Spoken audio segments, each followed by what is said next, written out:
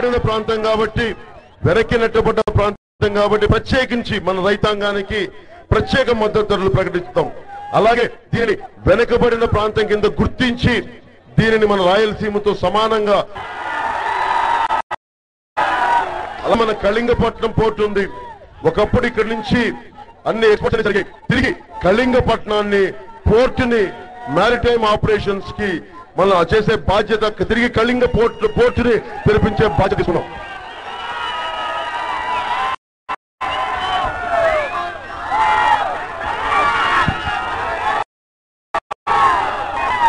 అలాగే మన ఉప్పు పరిశ్రమని సమానంగా ఇక్కడ టుటికోరియన్లో తమిళనాడులో ఎలా చేస్తారో అలా అభివృద్ధి చేసి ఎక్కువ ఉపాధి అవకాశాలు కల్పిస్తాం. అన్నిటికంటే మన కళింగ ముఖ్యంగా మత్స్యకారులకు సంబంధించి మత్స్యకారులు ఎక్కడైతే ఎక్కువ ఉన్నారో, ఏ గ్రామాల్లో ఎక్కువ ఉన్నారో వారికి జట్టీలు నిర్మించి, ప్రతి గ్రామంలో మత్స్యకారులు ఎక్కడ ఉన్నారో వారికి జట్టీలు నిర్మించే బాధ్యత మనం తీసుకుంటాం.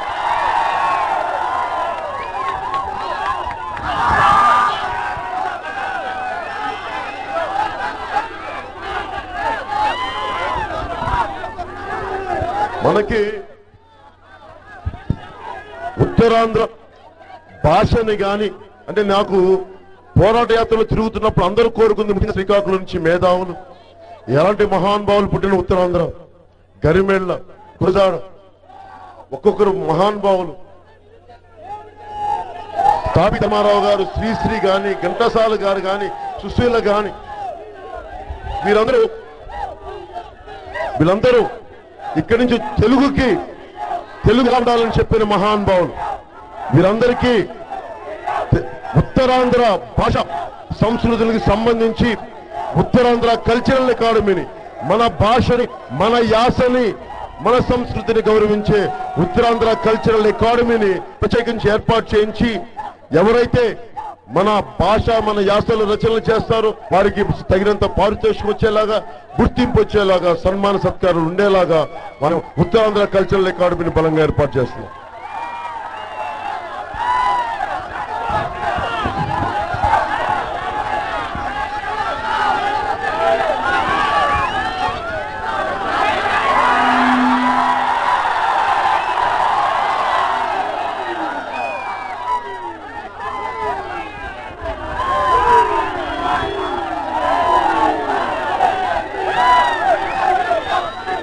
ముఖ్యంగా మన పలాసకు సంబంధించి మన ఉద్దానం కొన్ని మండలాల్లో మన కిడ్నీ సమస్య ఉంది. ప్రతి కిడ్నీ బాధితులకి 5,000 రూపాయల పెన్షన్ అందజేసే బాధ్యత నేను తీసుకుంటాను. జనసేన ప్రభుత్వం ఇస్తుంది. రేగులపాడు దగ్గర ఉన్న ఆఫ్షోర్ రిజర్వాయర్ నిర్మాణం మేము కోరుకుంటుంది, మేము అడుగుతా ఉంటే 9 నెలల్లో పూర్తి చేసి మనకి నీరందించే బాధ్యత తీసుకుంటాం.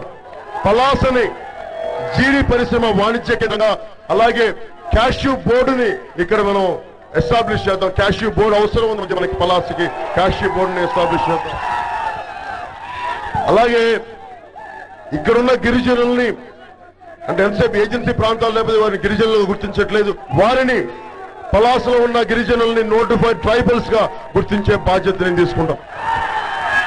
పలాసతో పాటు ప్రతి మండలానికి ఒక డిగ్రీ కలిగి ఉండాలన్నదే జనసేన ప్రభుత్వం, జనసేన ఆలోచిస్తుంది. దానికి తగ్గట్టుగా తీసుకుంటున్నాం. ఇక్కడ ఈఎస్ఐ హాస్పిటల్ ఒకటి, అలాగే ఇక్కడున్న 100 పడకల ఆసుపత్రిని 200 పడకల ఆసుపత్రిగా చేసి అప్గ్రేడ్ చేయిస్తాం.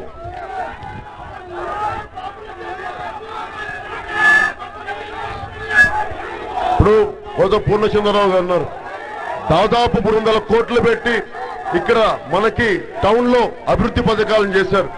ఇలాంటి ఈయన మీద కేసులు పెట్టి, ఈయన మీద దాడులు చేసి, ఈయన్ని భయపెట్టే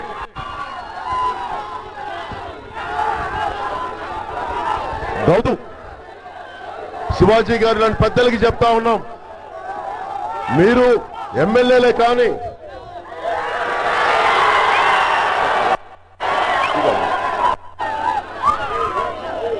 లాస్ట్ టైం తెలుగుదేశం పార్టీ ఇక్కడ గౌతు కుటుంబీకులు, గౌతు శివాజీ గారు మనుషులు పంపించి మన పలాసలో నా మీద దాడి చేయించారు. ఇలా తెలుగుదేశం పార్టీ ఒకవైపు నాపై దాడి చేయిస్తుంటే నిన్న శ్రీకాకుళం మన ఇచ్చాపురం నుంచి రావాల్సిన పర్యటనని తెలుగుదేశం నాయకులు రద్దు చేయించారు.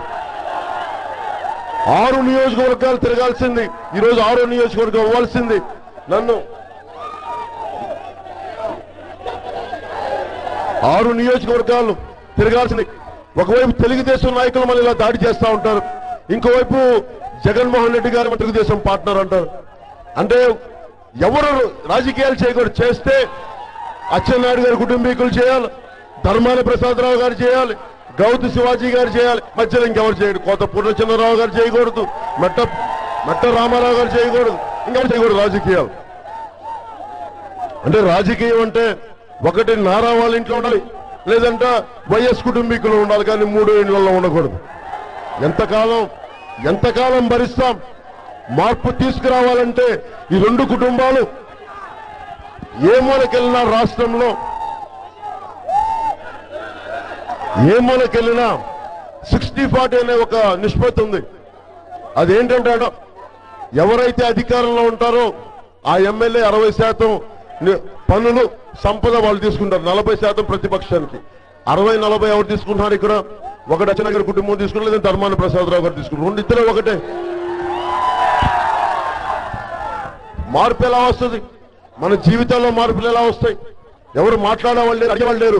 ఈ రోజున జనసేన కానీ లేకుండా కానీ ఉంటే ఈ రోజున ఇక ఇబ్బంది పడుతుంది. నేను మీ భవిష్యత్తు కోసం వచ్చానమ్మా, అలర్ట్ చేయండి. మీరు మన బెండిలో ఉదయం చూసి ఉదయ్ అన్న నాకు మీరంటే ఇష్టమే, కానీ మా భవిష్యత్తు కోసం పోరాటం చేస్తాను, నీకు షేక్ హ్యాండ్లు ఇవ్వడం కంటే నీకు అండగా ఉండటం ఇష్టం మనం ఉదయ్ చెప్తా ఉన్నాం. అది నేర్చుకోండి.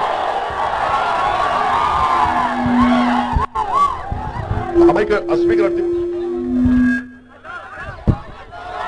అడిది పొలవుకి. అంటే 2 కుటుంబాలు 60% అచ్చెన్నాయుడు గారు తీసుకుంటే 40% ఈయన మన ధర్మాన ప్రసాదరావు గారు తీసుకుంటారు. ఎప్పుడు మారుతాయి మనకి? 2 కుటుంబాలు ఏ మూలకెళ్ళండి రాష్ట్రం మొత్తం మీద 2 కుటుంబాల మధ్య మారిపోతా ఉంది, నలిగిపోతా ఉంది. రాజకీయం మారాలి అంటే, సరికొత్త తరంకి నిలబడాలంటే నేను కొత్త నాయకులను తీసుకొస్తా ఉన్నాను. మన టెక్కలికి బీటెక్ చదువుకున్న విద్యార్థిని, బీటెక్ చదువుకున్న మంచి ఉద్యోగం తీసుకొచ్చాం. మనకి టెక్కలికి ఇచ్చాపురంకి దాసరి రాజును తీసుకొచ్చాం. రాజకీయం అంటే వేల కోట్లు ఉండటాలు కాదు, కుటుంబాలు ఉండటం కాదు. ప్రజలకి ఇదంతా మా కుటుంబాలు కాదు, ఇవన్నీ మా కుటుంబాలు అనుకునే నాయకులను ఈ రోజు మీ ముందు నిలబెడతా ఉన్నాను.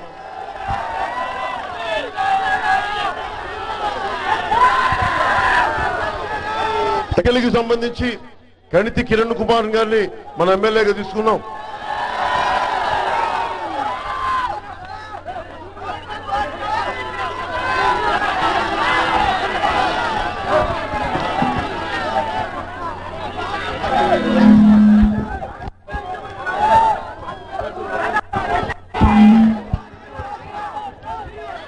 ముఖ్యంగా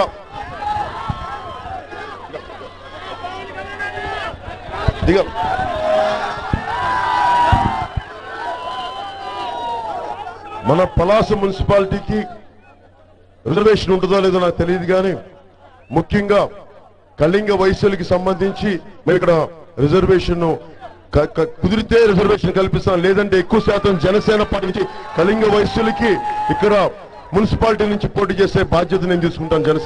జనసేన పార్టీ తరపు నుంచి ప్రభుత్వం ఎంత ఇష్టం లేదు తెలియదు, కానీ